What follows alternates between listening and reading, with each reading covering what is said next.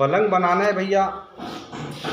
ये 6.5 फीट, ये 6 फीट, 4 खाने हैं। प्लाई नीचे से लगे हैं, दिख जा रहे ना भैया, सामने 2 इंच ऊपर है, ये 2 इंच की काटिंग है। ये बनते कैसे हैं?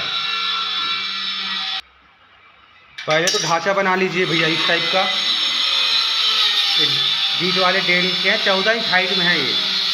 अब इसके पीछे से 12 प्लाई लगाएंगे, ये पलंग बन गए इस टाइप के।